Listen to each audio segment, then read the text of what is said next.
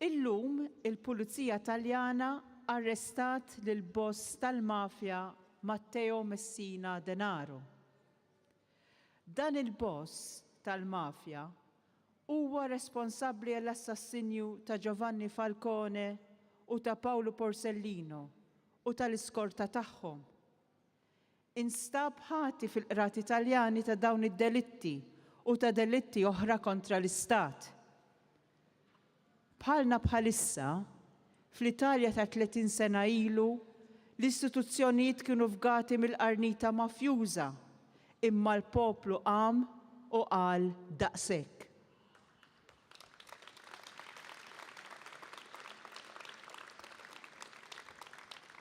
Tletin sena.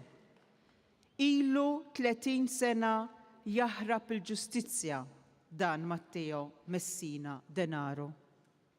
Il-familjari tal-vittmi tiegħu kienu ilhom 30 sena jistennew li ssir ġustizzja għal qrabathom. Il-familji tal-vittmi u s-soċjetà ċivili kienu ilhom 30 sena jagħmlu pressjoni biex issir ġustizzja. Il-Pulizija kienu ilhom 30 sena jfittxuh. Fl-aħħar sabuh u arrestawh. U llum niftakru b'mod speċjali fil-vittmi kollha tiegħu. Illum niftakru fil-familjari tal-vittmi tiegħu li xi wħud mietu u mhux qed jaraw din il-ġurnata storika tal-ġlida kontra l-mafja ta' kull xorta. Ħadd wara ħadd tasal ta' kulħadd.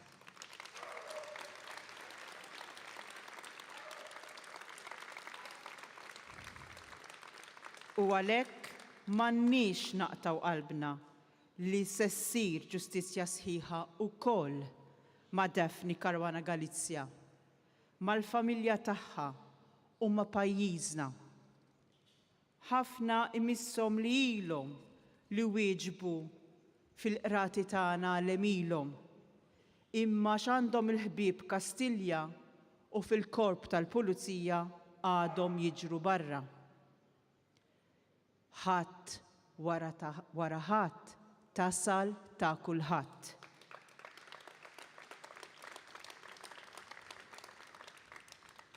Mhux se jiqpgħu jiġru barra għal dejjem. Għax hemm min irrid jaħdem fl-istituzzjonijiet tagħna u aħna qed ngħinuhom. M'aħniex se ninsew, għalhekk qegħdin hawn illum, għalhekk ninġabru hawn kull 16 tax-xahar biex ma jnessurinix lill-prim korrott u lill-korrotti kollha li minn għalihom se jħilsuha ħafif. Illum imisshom qabdithom dexa bart mas-sinsla ta' darhom li m'għandhomx. Li lil dan il-mafjuż li ilu mistoħbi bħal chicken għal 30 sena sħaħ instab u ġie arrestat fis-16 tax-xahar. Għax kif qal Robert Aquilina dalgħodu mal-aħbar, f'pajjiżna dan se jirnexxilna nagħmluh ukoll.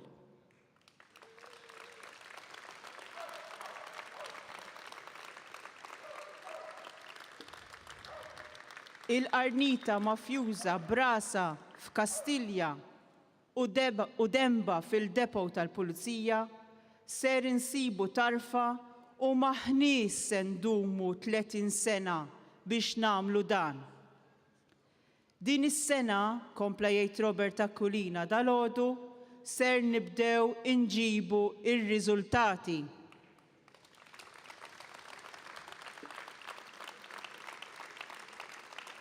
Mhux ta' bxejn il-prim korrott qed jgħix fi stat ta' paniku għax se naslu.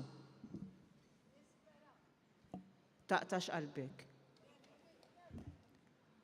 U mhux il-prim korrott biss li bħalissa qed jgħaddija minn għalih jilagħba ta' Sepp Blatter korrott ieħor fil-futbol.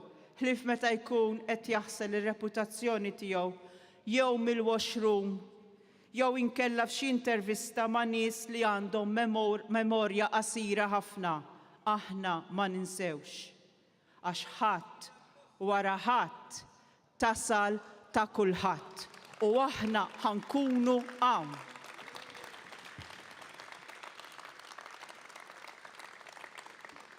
U ser jasal għalik ukoll dan il-ħadd, Joseph Muscat.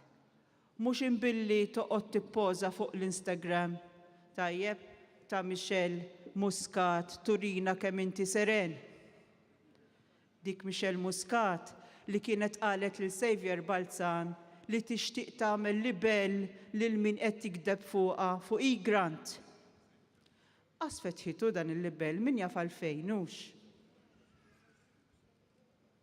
Għax għadet taħsibha miskina, forsi għandha wix x'tagħmel tonfoq flus li m'għandix, the poor dear. Il-ħadd wara ħadd jasal għalik ukoll kiċ kembri. Mhux inbilli il-gvern ta' Roberta Bela reġa' qed itik id-direct orders f'waħda mill-kumpaniji tiegħek li suppost huma magħluqa. Imma kulħadd irid jiekolux. Imma għalfejn qed iżommok happy il-gvern ta' Roberta Bela, kiċ kembri, x'taf fuqu, sur x'kembri. Il-ħadd wara ħadd jasal għalik ukoll Konrad Mizzi. Mhux inbilli qed tagħmel ta' birruħek li m'għadekx teżisti biex minn għalik ninsewk. Taf li nafu ħafna dwarek, ħadd wara ħadd jasal għalik ukoll. Jasal għalik ukoll Chris Cardona. Mhux inbilli bħal ħsiebek Joseph Muscat tiddelittja tippostja selfies fuq Instagram biex minn għalik ninsew kemm issemmejt minn kriminali f'komplotti u dbażwir. Nista' nkompli għaddejja din il-litanija ta' disgrazzjati. Imma għandna ħin limitat. Imma ma nistax ma nsemmix lill-eredi tal-Prim korrott, il-Prim Ministru Roberta Bela. Sur Prim Ministru, tasal tiegħek ukoll. Tasal tiegħek ta' kemm tajt pariri bħala konsulent lil Kastilja fl-ar żminijiet ta' pajjiżna. Tasal tiegħek ta' kemm mettejtilhom u għadek tattilhom, ta' kemm iddefendejthom u għadek tiddefendihom, u ta' kemm tħalli kollox għaddej. U fuq kollox tasal tiegħek ukoll ta' kemm ħallejt l-affarijiet jeħżienu għax hekk jaqbillek, imma aħna mhux se ninsew. Se tagħlaq 3 snin minn mindu sirt il-midluk tas-suċċessur ta' Joseph Muscat. 3 snin ta' kontinwità u ta' kompliċità.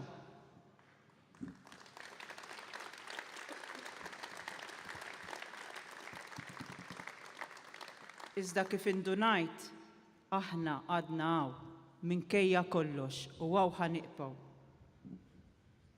U min jaħseb li maħniex sar nkunu hawn 30 sena oħra għadu ma jafnix.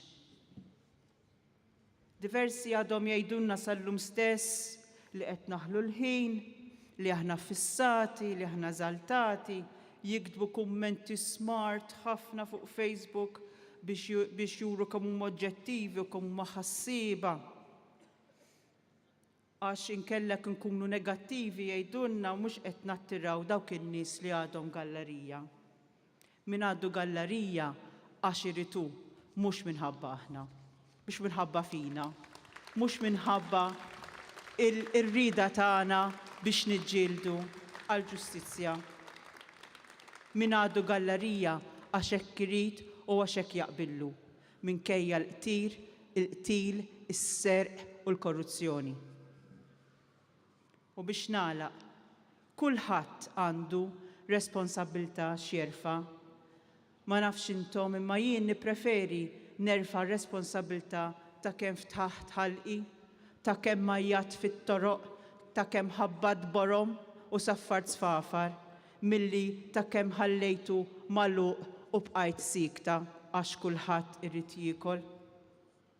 Jalla m'għandumux 30 sena oħra biex issir ġustizzja ma' Defni. Imma sakemm iddum ma ssir lilna ser issibna hawn Prim Ministru Robert Abela. Ser issibna hawn Prim Korrott Joseph Muscat. U din hija l-weda li qed inġeddu llum fl-ewwel velja għal din is-sena lil Defni, lill-familja tagħha u lill-għażiż pajjiżna.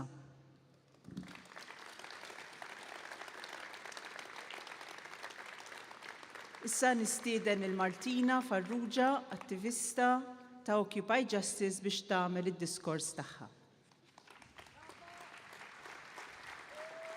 Thank you.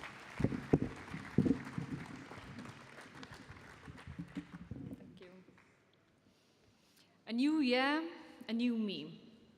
Does anybody still make New Year's resolutions?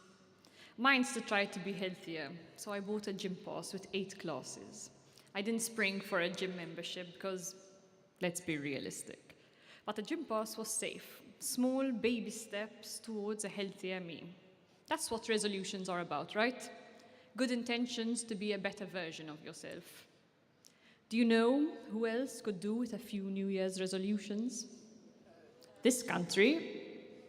Could 2023 be the year for a fairer, more just Malta? As anyone who's ever made a New Year's resolution knows, it starts with identifying something you want to change. A problem, a bad habit, something you want to improve on. Casual examples could be eating too much sugar, or not working out enough, cronyism, corruption, blatant disregard for planning laws, impunity for every single crime committed in office. I could go on. So you've acknowledged that you have a problem, and that's the first step, but a New Year's resolution will only work if you want to make a change. You have to remove the chocolate from your cupboards. You need to buy that gym pass. You've got to stop hiring your best friends or their children to fill positions that they are unqualified to fill. Stop giving tenders by direct orders to the likes of Keach Kembry's companies. You have to make a vow to stop meeting dodgy characters and signing backroom deals for wind farms, power stations, banks and hospitals. You have to promise that you will not give up huge tracts of public land for more fake universities. You will stop giving permits for hotels to be built on public foreshore and blocks of flats and petrol stations on ODZ land. You think about it, and you will not sign a bill that will allow you to unilaterally appoint the Standards Commissioner. It's not easy, but it's the start of the year, and you have good intentions. But it takes effort, and you will constantly need to remind yourself that it's going to be worth it, that you are worth it. Because sometimes resolutions are about changing the bigger picture. Let's talk about 3 things that this country can do with improving on. The construction industry. It's booming. But between 2019 and 2021, so just 3 years, there were reported 17 people who died on the job. Last year, 8 further people were reported to have died. The construction industry is responsible for 90% of deaths in the workplace. I mean, that's a crazy statistic. And what's being done about it? Why isn't a statistic like this being taken seriously? What are the repercussions on those careless contractors who are carrying out unsafe practices that result in the injury or death of their workers? Are these injuries and death collateral damage because that the government accepts because the industry is raking in money? This week we saw how 19 years later, the family of Rita Vella, a woman buried in her own home, still have not found justice. It's not an isolated incident. Just over a month ago, 20-year-old Jean-Paul Sofia was buried at his workplace. Will an inquiry be launched into his death? And if it is, are we going to do something about it, or will we just ignore the findings? I'll mention accountability. Yesterday, the Ombudsman reported that since 2020, 35 of its reports were ignored by Parliament, the last port of call when the Ombudsman has been ignored by everyone else. 35 out of 35. What's the point of having an Ombudsman in the first place? I mean, why even bother with wasting everyone's time? Next time someone goes with a complaint, just have someone stand at the door and do this.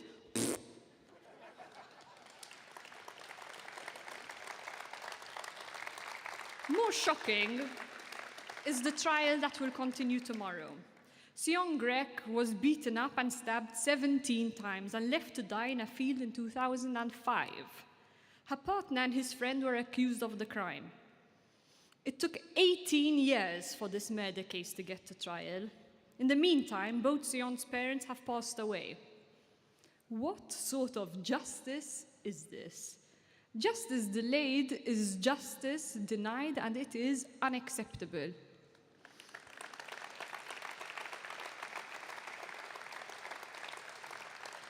I'll move on to enforcement.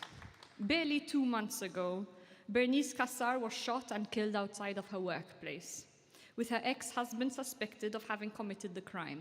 He pleads not guilty. She was just 40 years old. She had her whole life ahead of her. She had a family who adored her and 2 young children. It wasn't an isolated incident. She had followed all the right steps, reported him to the police. He had threatened her enough times and harassed her enough times that her lawyer had allegedly begged the police to do something before it became too late. They didn't. And at 8 a.m. on the 22nd of November, it became too late. Maybe the biggest resolution Malta needs is to protect its women better.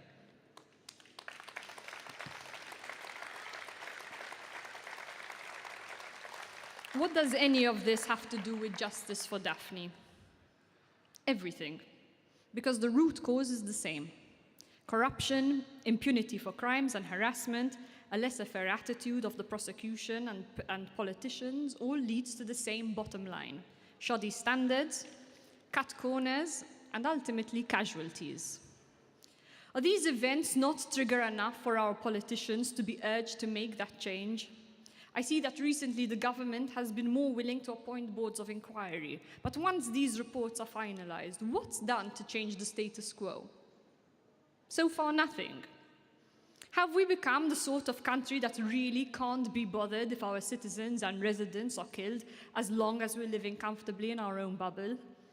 It's funny because outside of our bubble, we do seem to have a functioning moral compass. There was an outcry at how 6,500 people were killed building the Qatari stadiums for the World Cup, because people understood that progress shouldn't come at the expense of people's lives. So why doesn't this logic apply here?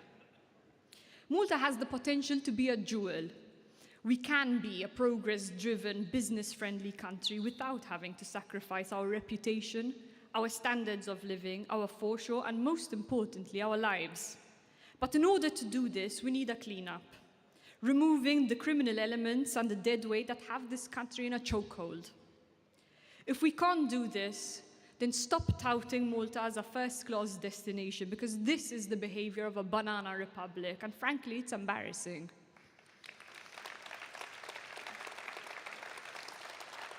Maybe the New Year's resolution the government can have is to try to take its job seriously, to try to take the lives of this country's inhabitants seriously.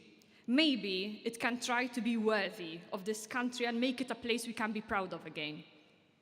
But how do you convince a government with such a strong majority to make these New Year's resolutions? More still, how do you convince them to stick to them? I think it's only with constant government scrutiny that decent standards will be maintained. So maybe the answer is that it's the citizens of this country who also need to make a few resolutions. A resolution towards working towards an effective opposition that people can rally behind. A resolution to be aware of what's happening in the country, to remain informed. To object to blatant wrongdoing when this is made public by journalists. A resolution to show up when it matters and to stand up with those who are sticking their necks on the line to improve this country. Let's remember that 3 years ago, Malta stood up to be counted, And a man who went so far as to tattoo the words Invictus on his arm, Joseph Muscat, was forced to step down as Prime Minister of the country.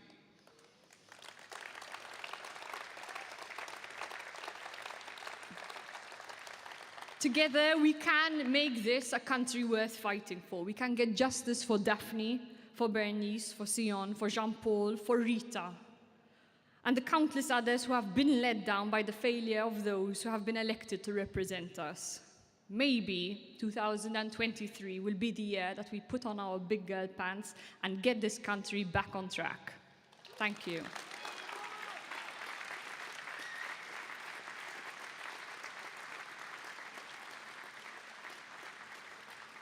Grazzi Martina.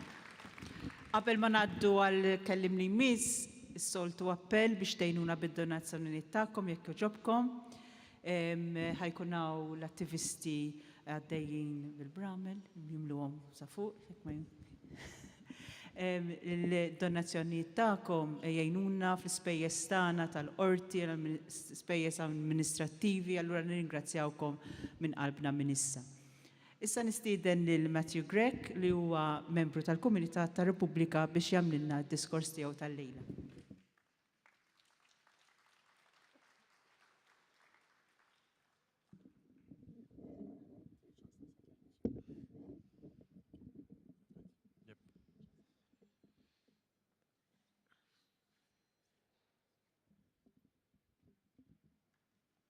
Inselmilkom.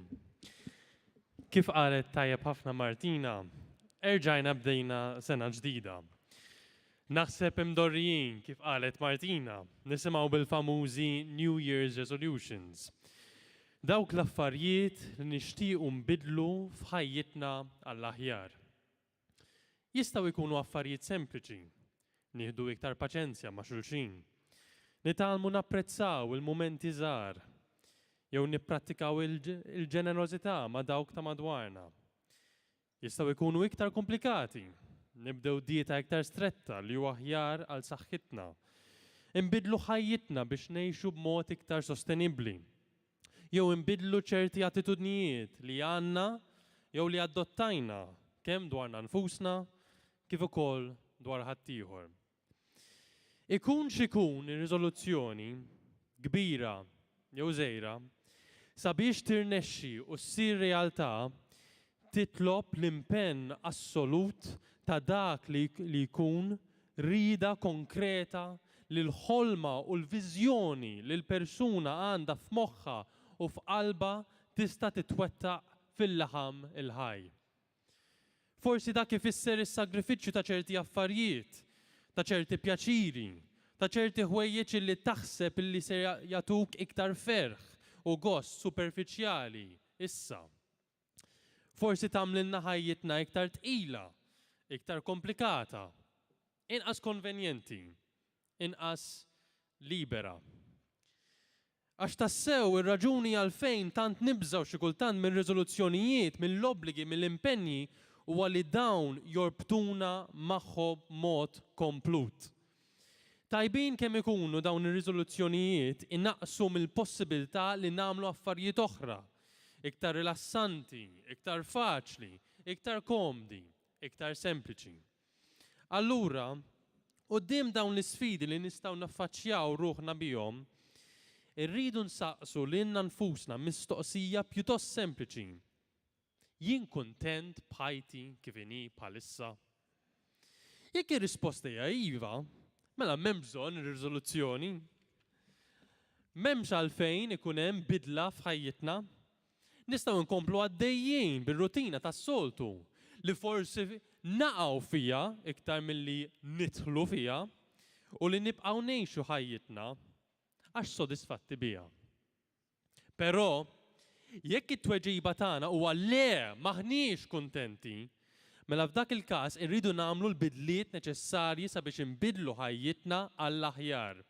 Għax ngħidu x'ngħidu, fl-aħħar mill-aħħar aħna l-awturi tal-istejjer tagħna, individwalment u kollettivament. L-istejjer tagħna jkunu x'ikunu huma formati madwar dak li nagħtu valur għalih. Il-ġustizzja, il-flus, il-pjaċir, l-imħabba, in-natura. Dawn huma kollha affarijiet li aħna bħala bnedmin nistgħu nibnu ħajjitna u l-istejjer tagħna madwar. Kull ma rridu nagħmlu huwa li nażlu li hekk ikun. Pereżempju, nistgħu nażlu biex nibnu soċjetà li tagħti importanza xierqa lejn il-ġustizzja fejn vittmi ta' inġustizzji gravi bħal Daphne Caruana Galizia, bħal Lassana Sisser, bħal Miriam Paċ, bħal Bernice Kassar, ma jkunux maqtulin modijiet barbari jew mill-inqas ġustizzja għal dawn il-vittmi tkun akkwistata kemm jista' jkun malajr, bla dewmien u bla tfixkil, għad-dinjità tal-familji u l-eżiż tagħhom li jkomplu jsofru fl-iskiet bla tweġiba għal qtil brutali tal-maħbubin tagħhom. Nistgħu nażlu biex nibnu soċjetà li tipprioritizza l-ugwaljanza u l-ekwità fejn kulħadd ikun minn fejn ikun u min hu, i min hi, għandu aċċess għal servizzi ta' saħħa, edukazzjoni u anke opportunitajiet ta' xogħol fejn il-kriterju importanti huwa kemm hu jew hi kkwalifikat għax-xogħol partikolari u mhux il-bieb li xi ħadd għandu fi postijiet tax-xogħol ta' poter.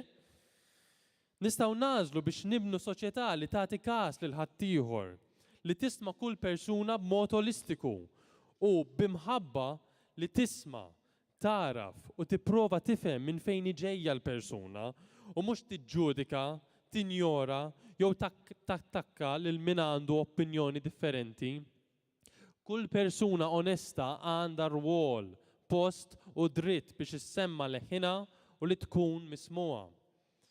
Nistgħu nażlu li nerġgħu niskopru r-rabta tagħna mal-ambjent u ma nkomplux nistuprawha kif ilna nagħmlu f'dawn l-aħħar snin, li nipproteġuha mill-qerda u nsaħħuha, li nagħmluha parti ċentrali ta' ħajjitna fl-ispazji urbani tagħna u mhux naraw lil nfusna bħala separati minnha.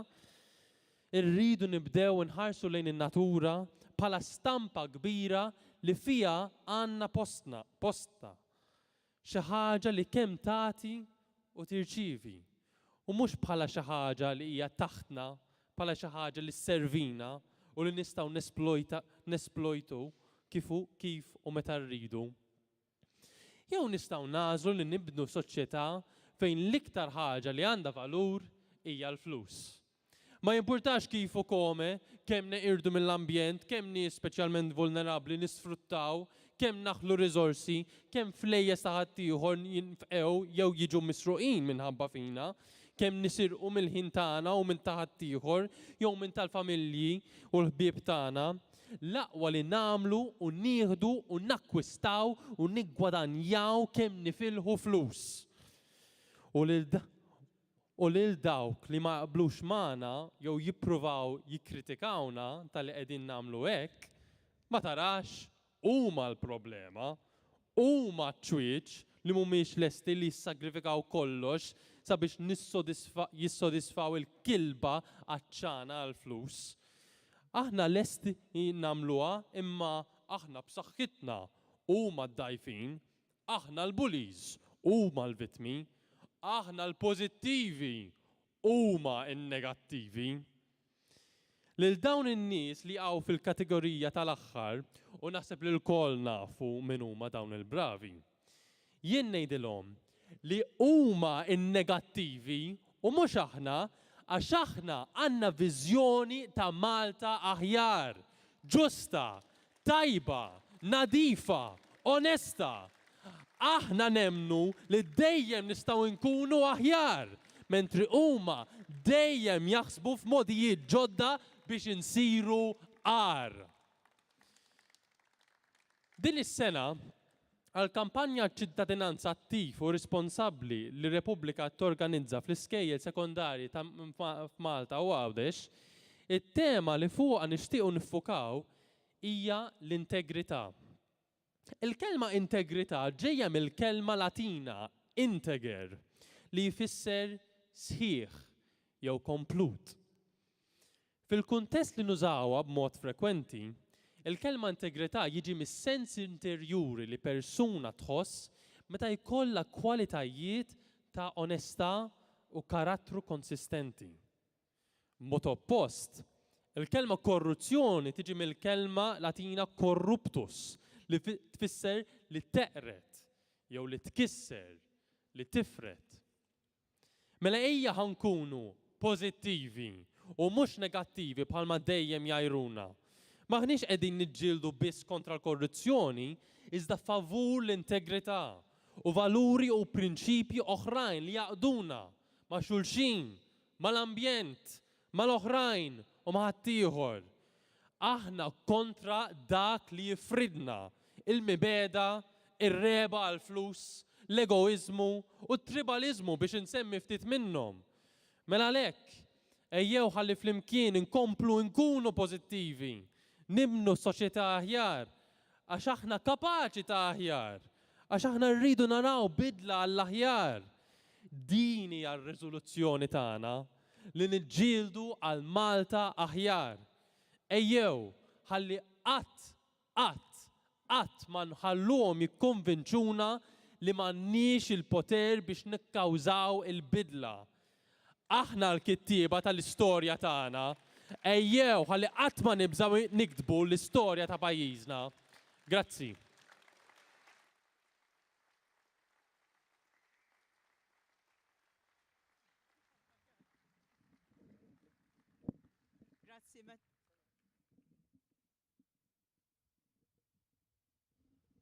Grazzi, Matthew. Meta tisma' żgħażagħ bħal Matthew u bħal Martina jitkellmu b'tant passjoni u konvinzjoni, ngħidu li Malta għandha futur sabiħ qudiemha. Grazzi ħafna, Matthew u Martina.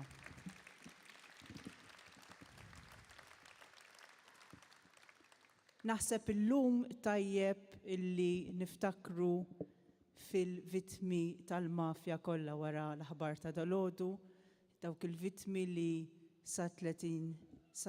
sal-lum 30 sena ma kellhomx ġustizzja u llum fl-aħħar il-familjari tagħhom se jibdew jaraw il-ġustizzja. Naħseb ħaqhom ċabċipa.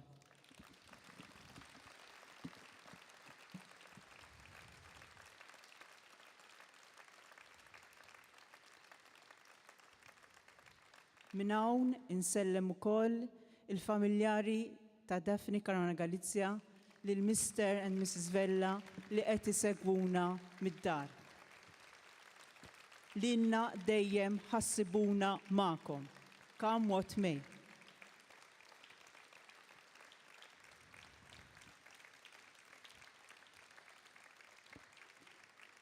Niltaqgħu bħallum xahar, bl-istess rida, bl-istess determinazzjoni.